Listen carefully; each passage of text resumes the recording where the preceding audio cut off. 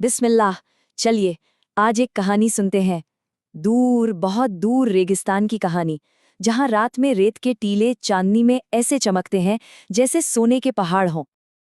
जरा सुनो, क्या ये आवाज आ रही है? ये रेगिस्तान की हवा का गीत है जो अपने सुनहरे कंबल के नीचे न जाने कितने ही राज छुपाए हुए है।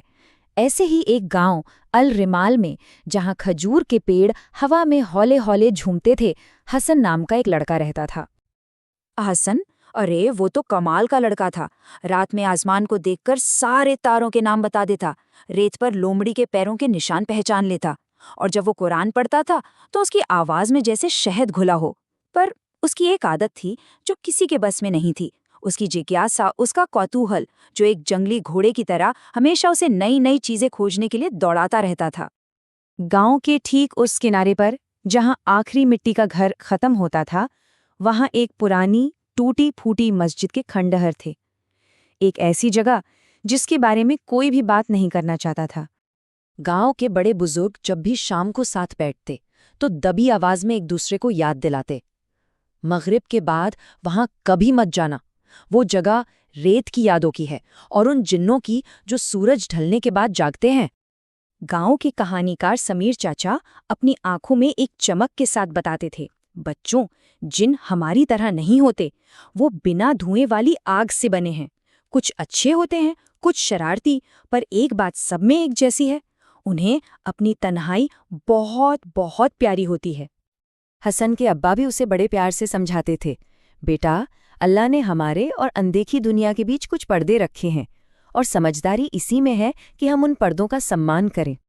लेकिन हसन के मन में तो एक ही सवाल बार बार उठता था, मैं तो बस एक बार देखना चाहता हूँ।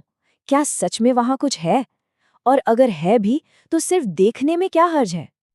और फिर एक शाम आ ही गई, जब सूरज धीरे धीरे रेत के टीलों के पीछे छिप रहा था और आसमान नारंगी और बैंगनी रंगों से भर गया था। तब हसन ने अपना मन पक्का कर लिया। जैसे ही मगरिब की अजान गूंजी और गांव में एक खामोशी छा गई, हसन ने चुपके से अपने दोस्तों को इकट्ठा किया। उसने फुसफुसाकर कहा, चलो आज देखते हैं कि कहानियां सच्ची हैं या नहीं। और वो तीनों गांव की रोशनी से दूर उस ठंडी होती रेत पर निकल पड़े। जैसे ही वो उस पुरानी मस्जिद के पास पहुंचे, सब कुछ बदल गया। हवा में एक अजीब सा भारीपन था। झींगुरों की आवाज अचानक बंद हो गई थी और चारों तरफ एक गहरी डरावनी खामोशी छा गई थी। ऐसा लगा जैसे पूरी दुनिया ने अपनी सांसें रोक ली हों। हसन ने हिम्मत करके उस टूटे हुए दरवाजे के अंदर कदम रखा और बस यहीं से सब कुछ बदलने वाला था। अचानक हवा का रुख बदल गया। वो बाहर से नहीं बल्कि खंडहर के अंदर से चल रही थी और रेत के छोटे छोटे बवंडर बना रही थी। फिर एक आवाज आई, खुरदुरी सी, जैसे कोई भारी कपड़े पहने हुए धीरे धीरे चल रहा हो। और फिर अचानक से वहां इतनी ठंड हो गई, इतनी ज्यादा कि उनकी सांसें धुएं की तरह दिखने लगी। तभी एक आवाज सुनाई दी। ये कोई चीख नहीं थी, बल्कि एक फुसफुसाहट थी, जो हवा से नहीं बल्कि सीधे उनके कानों के अंदर से आ रही थी। एक बहुत पुरानी, गहरी और दुख से भरी आवाज में कोई प्रार्थना कर रहा था। बच्चे डर के मारे जैसे जम गए।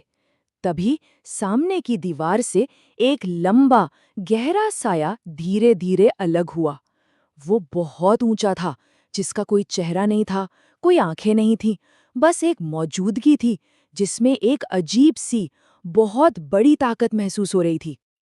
उस साये ने कुछ नहीं किया, बस वहीं खड़ा रहा। फिर एक आवाज गूंजी, शांत, गहरी और बहुत भारी। ऐसा लगा जैसे हवा भी कांप उठी हो। तुम उसे खोज रहे हो जिसे अल्लाह ने छिपाया है। उस आवाज ने फिर कहा, बिना समझदारी के जिज्ञासा डर लाती है। छोटे बच्चों, ये तुम्हारी जगह नहीं है।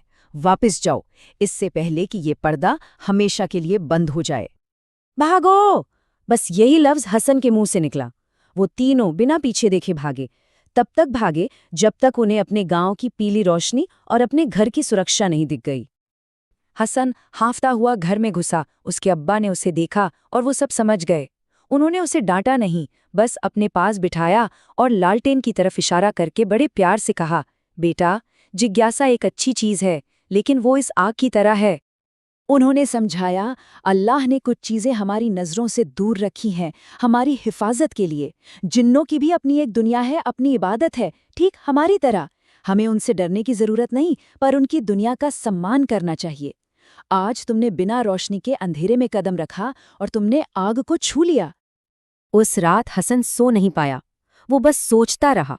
लेकिन जब सुबह फजर की अजान की मीठी आवाज़ आई तो उसके दिल को एक अजीब सा सुकून मिला। उसने वज़ू किया और अपने अब्बा के साथ नमाज पढ़ने गया, और जब उसने सजदे में अपना सर ज़मीन पर रखा तो उसे एहसास हुआ कि ये दुनिया राज़ों से भरी है। कुछ हमारे जानने के लिए है और कुछ अल्लाह पर छोड़ देने के लिए। उसका सारा डर अब ख़त्म हो चुका था। उसके दिल से डर निकल चुका था और उसकी जगह पर इज्जत और शांति ने ले ली थी। और यही इस कहानी का सबक है। जिज्ञासा एक तोहफा है, लेकिन अगर उसे समझदारी की लगाम न दी जाए तो वो खतरनाक हो सकती है। हमेशा अपने बड़ों की बात मानो, क्योंकि उनकी हिफाजत ही दुनिया की सबसे बड़ी नेमत है। Thank you for watching. Subscribe to our channel. Press the bell icon. Follow for more moral stories.